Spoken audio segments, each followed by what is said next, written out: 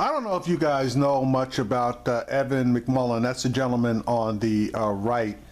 He is a Republican out of Utah that is running as an independent. Now, you heard about Gary Johnson, and you heard about Mrs. Stein, Jill Stein, but a lot of people haven't heard about this particular gentleman. Excuse me. He got ticked off about Donald Trump and decided to run against him, and he got some pretty decent support, and in some polls he's even ahead of Jill Stein. And this guy doesn't have an awful lot of money, but if you give him a chance, he sounds fairly reasonable. Now again, I don't know his complete history, and I'm basically going off small amounts of information that I've obtained and what hearing during this particular interview he does with Joy Reid. But I got a feeling if this guy had gotten up on the stage with those other 17 people and had shown the fortitude to hang in there, and they needed to make an adjustment because 17 people on the stage is ridiculous. But if he had been able to get in there against Donald Trump, he might have been able to do some serious damage. But, you know, hindsight's 20/20. Check this guy out and see for yourself. The reality is that the closer this race gets between Clinton and Trump, the easier of a time we have in blocking both of them from obtaining a majority in the Electoral College. If the race is extremely close, then it could be decided by even just one state. And so the voters in that state will hold the key to either giving the election to one of them or blocking them both and electing me from that state so that we go to the House of Representatives. Most polls these days show you either a head-to-head matchup between the two major party candidates or a four-way comparison that includes the Green Party's Jill Stein and Libertarian Gary Johnson. But what about independent candidate Evan McMullen? McMullen is actually polling ahead of Jill Stein in one recent poll, with 2% of the vote compared to her 1%. He's from Utah, he's a Mormon. Voters in 34 states can cast ballots for him, and we're wondering if his presence in the field just might help Clinton put deep red Utah in play this year. And joining me now from Salt Lake City, Utah, is presidential candidate Evan McMullen. Thank you so much for being here. It is great to talk to you. Been looking forward to this.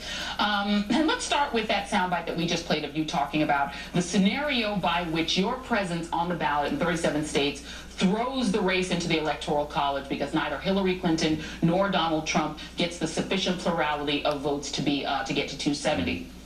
What makes you think that the House of Representatives, which would make this decision, would not just give the election to the person they've all pledged their fealty to, and that is Donald Trump? Well, Joy, first of all, let me say that it's great to be with you. I've been looking forward to this as well.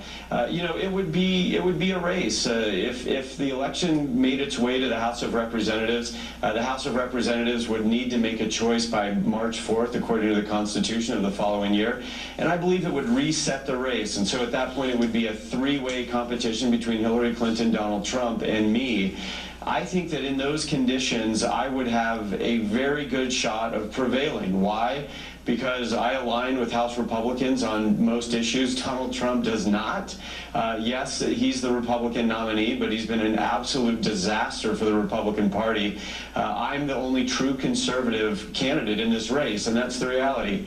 I'm also a much more tolerable pick for Democrats than is Donald Trump. So I believe that I actually might be able to be the consensus candidate as a conservative coming out of the House. And I'm not going to belabor the point, but all of those points you make are points that Rick Wilson, who's working with you on your campaign, my friend, our mutual friend Sarah Rumpf, has made this point online. We've had, you know, Leo Wolf, we've had on and on and on. Stalwart, longtime conservatives, never Trumpers make that case, and yet Republicans, elected Republicans, to a person. You're talking about people like Marco Rubio, who called Donald Trump everything but a child of God during the primary, all lining up in lockstep. John McCain, who he personally insulted his service. They are all essentially party men. They are not walking away from a candidate. Even they admit, it probably in their own inner souls, is not a conservative, is not one of them. So if they are that in lockstep with him now, if they are that much, you know, marching behind him no matter what, why would they suddenly change their minds?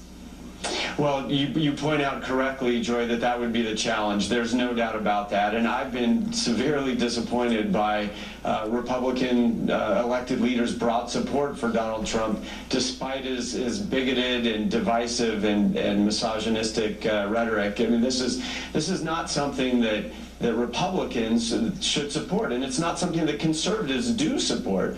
So yes, I've been very disappointed by that. I think it causes concern, I think, for many people who have voted Republican in the past about the future of the Republican Party as a vehicle for the conservative movement.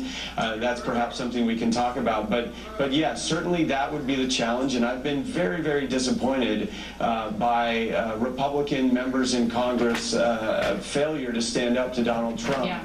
And his relationship to Vladimir Putin and his divisive rhetoric and his lack of policy acumen and knowledge. I mean, it's just, I could go on and on. Yeah. I want to do a quick lightning round with you because I want people to get a chance to get to know you, our viewers, to find out what your positions are on some issues and on some sort of cultural sort of touchstones. Let's go through a few of them. Do you believe that Barack Obama, and this is crazy that I have to ask this question, but this has become an issue, was Barack Obama born in the United States? Yes, and it is crazy that you have to ask that question. And the whole birther movement and controversy promoted by Donald Trump was flatly racist. Yes, I believe he was born in the United States. Yeah. That's what his birth certificate says. Yeah. Do you believe climate change is man-made? I believe that we contribute to it, yes, and that we have a stewardship, responsibility of stewardship for the earth, and we need to do a better job. You have a fascinating history. You worked with the CIA, but you also worked on refugee resettlement. You've done really quite incredible service to your country. What would you do to our country? What would you do about Syrian refugees as president? Well, first of all, we need to address the core problem causing this massive refugee crisis, the largest since World War II. It's less about resettlement and it's more about solving the core issue, which is Bashar al-Assad's continued attack against Syrian civilians. He's set up an industrial-scale killing machine of Syrians, and that's why they're fleeing, as well as ISIS. We need to deal with that as well. Those are the core sources of these refugee flows. Yes, I do believe that we need to resettle refugees, some of them here to the United States, but we'll never be able to solve the problem by resettling refugees here or to Europe or elsewhere. We're talking about over 5 million Syrian refugees alone flowing out of Syria in the past 5+ years. And then within Syria, it's another 7 million or something. Half of the population of Syria has been displaced. So we've got to deal with the core problems. That's where my focus would be. But I would continue to resettle vetted Syrian refugees to the United States. Well, Evan McMullen, I wish we had more time. I'm going to ask you if you would please come back. I'd like to do another round with you on domestic issues because I think people should get to know you. You are a fascinating guy, and people should read about your bio, and good luck to you. I really wish you luck. Thank you so much, Joy. We'll be back. Thank you. All right, thank you very much. All right, and up next. All right. In my mind, that's just based on what he said. Now, again, she didn't get into any of the domestic stuff, et cetera, et cetera. But just based on that to me sounds like a reasonable Republican. Now, you got to admit, though, if this goes into the House, there would have to be a major come to Jesus moment for those Republicans to be able to come off of Trump and get onto this guy. But if they did have a major come to Jesus moment, it might not be that bad. Now, my other question would be, who's his running mate? Who's his vice president? That would be something that I would be interested in, because if they tried to suck Mike Pence's ass in there, you still got the problem. Anyway, just some information for people to digest.